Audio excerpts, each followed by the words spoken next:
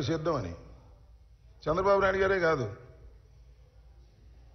ఆయన ఎవరు, పవన్ కళ్యాణ్ గారు, ఆయన కూడా సిద్ధం అంటున్నాడు. దేనికయ్యా సిద్ధం మీరు? నాకు అర్థం కాలేదు.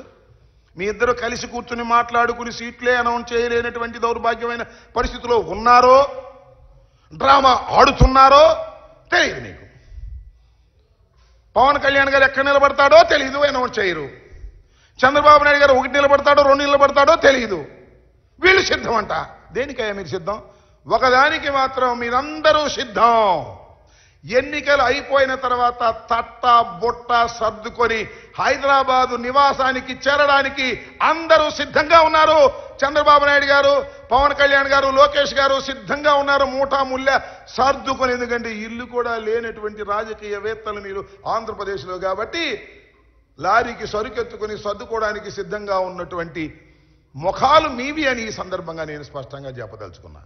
నేను ఎక్కడో చూశా, ఏదో ట్విట్టర్లోనో దీనిలో మేము సిద్ధం అన్నాడు. ఎవరు? పవన్ కళ్యాణ్ గారు. ఇలా బొంబేసి మేము దేనికేంటి సిద్ధం మీరు? చంద్రబాబు నాయుడిని లోకేష్ని భుజాన్ని వేసుకుని మోయటానికి సిద్ధమా? లేకపోతే ప్యాకేజ్ ఇస్తే ఎత్తుకుపోవడానికి సిద్ధమా? దేనికి సిద్ధం నువ్వు నాకు అర్థం అడుగుతున్నా నేను. ఓ లోకేష్, ఓ పవన్ కళ్యాణ్ గారు, కొనిదెల పవన్ కళ్యాణ్ గారు, దేనికి మీరు సిద్ధం? చంద్రబాబుని భుజాన పెట్టుకుని మొయ్యడానికి సిద్ధమా? పోటీ చేయడానికి సిద్ధమా? ఈ రాష్ట్రంలో ముఖ్యమంత్రి కావడానికి సిద్ధమా? అసలు దేనికి మీరు సిద్ధమో తెలియనటువంటి అగమ్య గోచరంలో ఉండి జగన్మోహన్ రెడ్డి గారు సిద్ధం అన్నారు. మేము సిద్ధం అంటున్నారు. సిద్ధం అనకపోతే జనం కొడతారు కాబట్టి, తిడతారు కాబట్టి సిద్ధం అంటున్నారు తప్ప మీకు సిద్ధం ఎక్కడుంది? పెద్ద అయోమయంలో ఉన్నారు. మళ్ళా మీరు ఓడిపోతామనే భయంతో ప్రయాణం చేస్తున్నటువంటి విషయం చాలా స్పష్టంగా అర్థమవుతుందని కూడా ఈ సందర్భంగా నేను మనవి చేస్తున్నా. కాబట్టి చంద్రబాబు నాయుడు గారి సైన్యం ఈ రకంగా జగన్మోహన్ రెడ్డి గారి మీద బురదలేటటువంటి కార్యక్రమం చేయటమే కాకుండా ఇవాళ జగన్మోహన్ రెడ్డి గారిని ఓడిస్తామని ప్రగల్భాలు పలుకుతున్న మీకు నేను మనవి చేస్తున్నా. జగన్మోహన్ రెడ్డి గారు మొన్న సిద్ధం మీటింగ్లో చెప్పారు, కౌరవ సైన్యం మీది. జగన్మోహన్ రెడ్డి గారు అర్జునుడిలాగా ప్రవేశించబోతున్నాడు. అభిమన్యుడు కాదు. ఎంతమంది వచ్చినా, ఎంత సైన్యం వచ్చినా అంత సైన్యాన్ని జయించి పద్మవ్యూహాన్ని కూడా ఛేదించి మళ్ళా తిరిగి ఈ ఆంధ్రప్రదేశ్లో వైఎస్ఆర్ కాంగ్రెస్ పార్టీ జెండాని ఎగురవేయడానికి సిద్ధంగా ఉన్నటువంటి వ్యక్తి జగన్మోహన్ రెడ్డిని మనవి చేస్తున్నా.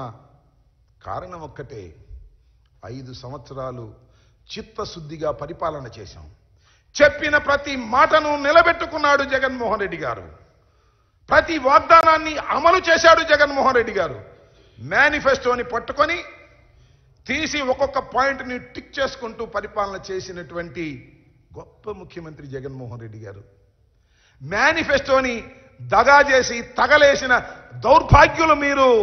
ప్రజలు చూస్తున్నారు, గమనిస్తున్నారు. ప్రజలకంతా తెలుసు. ఓట్లు వేసేటప్పుడు ప్రజలు దాన్ని ఆలోచించి ఓటు వేస్తారు. జగన్మోహన్ రెడ్డి గారు లాంటి ఒక గొప్ప నాయకుణ్ణి పోగొట్టుకోవడానికి సిద్ధంగా లేరు. మళ్ళా తిరిగి ఈ రాష్ట్రంలో ఆయన్ని ముఖ్యమంత్రిగా చేసి సంక్షేమ కార్యక్రమాన్ని, సంక్షేమ పాలనని కొనసాగించడానికి సిద్ధమవుతున్నారు ప్రజలు. మేము సిద్ధంగా ఉన్నాము. ప్రజలు ఫ్యాను గుర్తుకు వేయడానికి సిద్ధంగా ఉన్నారు. జగన్మోహన్ రెడ్డి గారు 2,52,000 కోట్ల రూపాయలు నొక్కి బటన్ ఉన్నాడు. ప్రజలు మళ్ళా ఎన్నికలు వచ్చినప్పుడు ఫ్యాను గుర్తు మీద 2 సార్లు నొక్కి రుణం తీర్చుకోవడానికి వారు సిద్ధంగా ఉన్నారు. జగన్మోహన్ రెడ్డి గారు సిద్ధంగా ఉన్నారు. మధ్యలో దిష్టి బొమ్మల్లాగా మీరు మధ్యన నిలబడి ఉన్నారు. మీరు సిద్ధంగా ఉన్నారు. త్వరలోనే ప్యాకేజ్ తీసుకుని ప్యాకప్ అయిపోయి వెళ్ళిపోవడానికి సిద్ధంగా ఉన్నారని ఈ సందర్భంగా మీ ద్వారా వారికి చెప్పదలుచుకున్నానని మనవి చేస్తున్నాను. ఓకే,